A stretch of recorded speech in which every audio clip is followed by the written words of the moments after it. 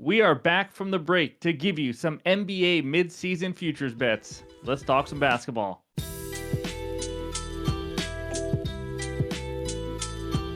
What's going on, everyone? Welcome back in to another episode for Just a Bet Outside. I am your host, Steven, and we're here to talk some NBA basketball. Did you guys miss me or what? It seems like I've been gone for like 2 weeks, but either way, hopefully you guys are done betting badminton and foot golf. Yeah, I learned that's a thing just recently, but I'm ready to talk some NBA action again. We're going to give some predictions, best bets, and all that. We'll get into that in just a little bit. Quick heads up on MLB because baseball is right around the corner. Our plan is to go live for each and every division. So we're going to have 6 different live videos, and we're going to break down the teams, the players, what we think is going to happen, and all that. We'll have dates on that soon, but we also want to interact with you guys and kind of get more into the live video stream or segment and part of it as well. So anyways, just want to let you know what's going on, but I am excited for baseball season. That's for sure. But before we get started, we got to do a dad joke. It's just been too long. So here we go. A police officer came to my house asking where I was around 5 and 6. He seemed really irritated when I said kindergarten. Alrighty, there we go. All right, in this video, we're going to talk 2 player awards futures bets, and then I'm going to give you 3 team futures bets as well, and then we'll finish it with the recap. So we're going to keep it simple, give you 5 futures. Again, if you guys like them, tail them.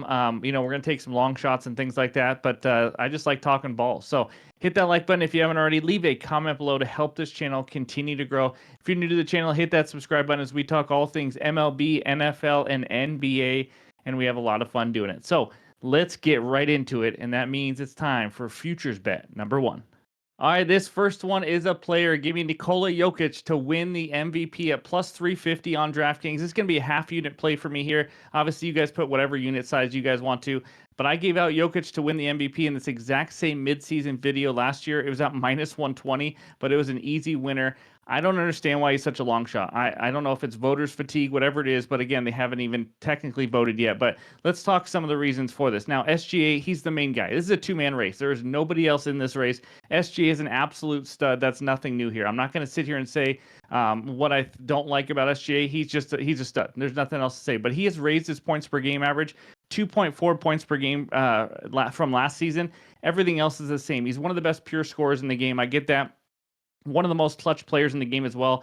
Obviously, the big part of this is, at least what I think his odds are so big, is that the Thunder are the number 1 seed, and obviously that's a part of it. But it's not like Denver's sitting at a 7 or 8 seed. They're the number 3 seed right now. They're on an 8-game winning streak, so I don't think that matters as much. But if we talk Mr. Jokic, this guy, I'm telling you, he is unbelievable. He has won 3 of the last 4 MVPs. You guys already know that. But now he's having the best season of his career, and now he's a plus over 3-1 just to win. This man is averaging a freaking 30-point triple-double. A 30-point triple-double, and we're getting that big of plus money. Let's just talk this season to last season. This year, he's averaging 29.8 points per game. Last year, he averaged 26.4, averaging 10.2 assists, averaged 9 last year, averaging 12.6 rebounds, 12.4 last year. You can see, I mean, he's shooting 45% from three-point range. Not only is this guy averaging a triple-double, a 30-point triple-double, he is one of the best three-point shooters in the entire NBA. I don't even get it. I don't know how he does it. But last year, by the way, he shot 35.9%. This year, 45. That's a big jump, that's for sure. But we're talking about one of the best shooters, one of the best assist guys, one of the best players to ever step on a court in the NBA. I don't understand why SGA is such a big favorite. They both have a top 3 seed. Jokic averaging 30, 12, and 10 pretty much, or 30, 13, and 10, and SGA averaging 32.5, 5, and 6. Stats-wise, I don't get it. The eyeball test tells you that as well. I think this should be closer to an even race, and that's why I'm taking the odds.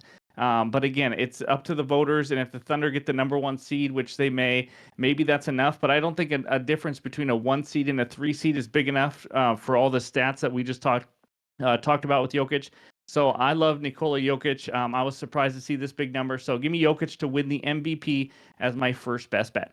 All right, this second one is another player award. Give me Norman Powell to win the most improved player, plus 115. This is a half unit play for me, and this is a 2-man race. Let's be honest. Right now, at least according to the odds, Cade Cunningham versus Norman Powell. Who is the better player? It's Cade Cunningham. It's not even freaking close. But that's not what this award is. That's why I'm confused at the odds here. It is the most improved. And I don't know exactly what the voters and all that are going to really think. But if you just go off improved, it's Norman Powell, and it's not really that close. Let's talk Cade Cunningham first. Having one heck of a season, becoming a superstar, and really helping to elevate this Detroit team. We know that he's pretty much risen his points, rebounds, and assists all up a couple. At that level, it's not easy to do. So I do understand that jumping to that next level. But a lot of that is just because, I mean, let's face it, he's the number one pick. He should be doing this. But his field goal percentage, three-point percentage, all that stuff is the same. More usage and things like that, just a better leader. But if we talk most improved, let's talk Norman Powell now. He's 31 years old. You guys might not know that. He's 31 years old and having a career year. Last season, he averaged 13.9 points per game. Last season, 13.9. This year, how about 24.2? Only the second time in his career he's averaged 20 plus points per game. Other than that, he's not just a great shooter. If you watch him play, he's fun to watch. We've made some bets on him. He can attack the rim. He's just an all-around scorer right now, and he's really helped this Clippers team that we all thought was going to be just kind of so-so. He's really stepped up for them with Kawhi out when he was at that first half of the season. So I really just don't understand this. And again, the Clippers are right there in the playoff race, just like Cade Cunningham and the Pistons are. So there's no real advantage there. Maybe I'm off here. Maybe the most improved player award should go to, the best player when it comes to a tie. I don't know. But when it comes to just improving, Norman Powell has just taken the league by storm. No one was expecting this. Taking it by storm. Storm and Norman. You get it? Okay, just hit me. Anyways, that plus money, I got a bite. Give me Storm and Norman to win the most improved player, and that is my second best bet. All right, we move to the team bets. Futures bet number 3, the Kings regular season wins total under 41.5. I got this at minus 105 on FanDuel. This is my only one unit play for the futures. Obviously, the odds right around even money, nothing huge here. But first, we must start with the fact that the Kings have the second hardest remaining schedule in the NBA. That's a huge factor right there that not everybody might know. So let's break it down. They have 28 wins right now. 27 games or less. That means they have to finish 13 and 14 or worse, and we cash this bet. So they're going to have to go over 500 the rest of the way versus a tough schedule to go over this line. So let's talk about that second toughest schedule. They play 9 of their final 27 games. That is 1/3. You're welcome. I did the math for you.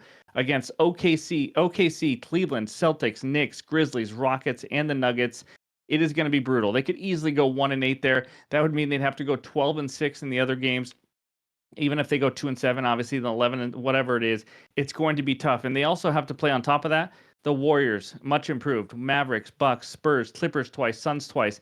I don't see a 13 and 14 in the schedule, to be honest with you. This is just going to be brutal. They lost De'Aaron Fox, as we know. They added Zach LaVine, DeRozan. That combo is just not going to work. This is one of the worst defenses in the last 10 games. They're the 6th worst defensive rating, giving up the 4th most points in the paint, 8th fewest steals. They just flat out cannot play defense. It's a first-time interim coach on top of all that. So I think a 13 and 14 finish would actually be pretty impressive by the Kings, and even then still cashes this bet. So I love this one. Give me the Kings season win total under 41.5 as my third best bet. All right, this fourth one is a little bit more of a long shot. Give me the Dallas Mavericks to win the Western Conference plus 2,500 on FanDuel. I'm throwing a quarter unit sprinkle. That's all it is. I don't recommend much more than that. But I gave this exact bet out in the midseason preview video last year as well at plus 1,400, and it cashed. As we know, they went to the NBA Finals. The key for Dallas here is going to be health. This is why the odds are what they are. Anthony Davis and Daniel Gafford probably going to be out the next 3 to 4 weeks, maybe a little bit longer for Lively. But when healthy, I think this team is elite and can play with any team in the Western Conference. We saw a glimpse of it in that first half against the Rockets before, of course, AD went down in his debut. But the roster, we're talking AD, Gafford, Lively down low to pair with Kyrie Irving. They got great role players with PJ Washington, even Najee Marshall off the bench, Max Christie now, Klay Thompson. This team is deep and they play on both sides of the ball. The question is, can they hang in there and get in? Because they have to play decent basketball waiting for those guys to come back. They're currently the number 8 seed. Suns and Spurs are the 2 teams to worry about, but the Suns have the toughest schedule in the entire NBA left, just so you guys know. And the Kings could fall out too, like I just mentioned on what I think about them and their tough schedule.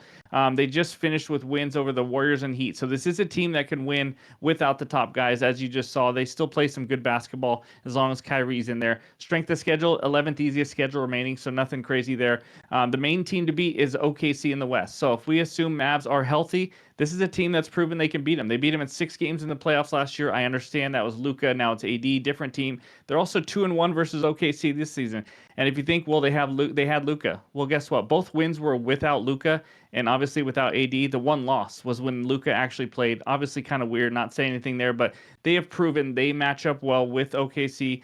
And with AD down low now, assuming he's healthy for the playoffs, I think they can really compete with the OKC Thunder. They're going to have a lot of other obstacles in the way, not just OKC, but it's a long shot. Remember that. So you just got to stay in and get healthy for the playoffs, and I think they have as good a chance as any to make that run. So give me the Mavs to win the Western Conference at plus 2,500 as my fourth best bet. All right, this fifth and final bet is the Cleveland Cavaliers to win the Eastern Conference at plus 320 on FanDuel. This is going to be a half unit play for me here. I mentioned this in the NBA preseason video. The Cavs has a long shot chance to win a title. They're no longer a long shot. It's a two-team race in the East, in my opinion. The Celtics or the Cavs. The Knicks are there. They struggle defensively. I don't think they have quite what it takes to overtake the Celtics or Cavs. Next three teams, Pacers, Bucks, Pistons. This Eastern Conference is not very deep, not like that Western Conference. But let's talk the Cavs first. They have a commanding 5.5 game lead for that one seed. Considering they've only lost 10 games all season, a 5.5 game lead is pretty freaking big. And I don't think Boston Celtics are going to use everything they have to get the one seed. They just want to get in and they'll worry about the playoffs. Home court advantage could be huge here. Cavs 25-4 at home this season. They have a runaway coach of the year for a reason. The big difference, in my opinion, on the Cavs that's not talked about enough is Darius Garland is back to playing solid basketball. He was absolutely awful last year. He was. And he admitted it. He had some things going on off the court and things like that. He just wasn't good. He is now playing at a much higher level, and he's a big reason why they've taken this next step as well. I also love the addition of DeAndre Hunter, good 3-and-D guy, can really score the ball. The starting five is absolutely elite. The numbers, Cavs the number 2 net rating in the NBA behind only the OKC Thunder.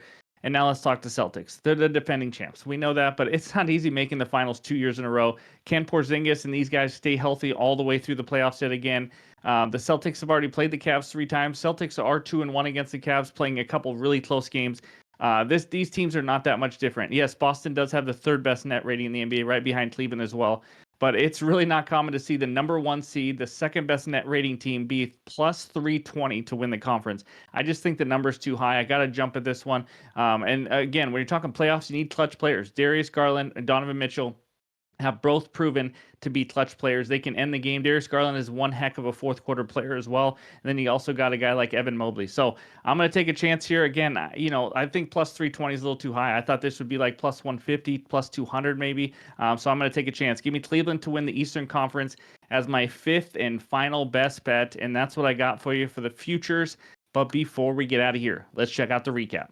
All right, there it is. My 5 best futures bets right now. Nikola Jokic to win MVP plus 350. Norman Powell to win most improved player plus 115. The Kings under 41.5 wins by only 1 unit play. The Mavs to win the Western Conference plus 2,500 for a sprinkle. And then Cavaliers to win the Eastern Conference at plus 320 for a half unit. That's what I got. Leave your comment below. Let me know you guys' favorite futures bets, NBA Finals prediction, whatever it is. Let's talk some basketball as we wait for the season to get back going. But thank you guys for listening. If you haven't already, hit that like button. And just a quick heads up, we will be back Tuesday night for the huge 1-game slate between the Hornets and the Lakers on Wednesday. And then we'll get back into the full grind of it on Wednesday night. So I appreciate it. Hope everyone has a good one. And we'll talk to you soon.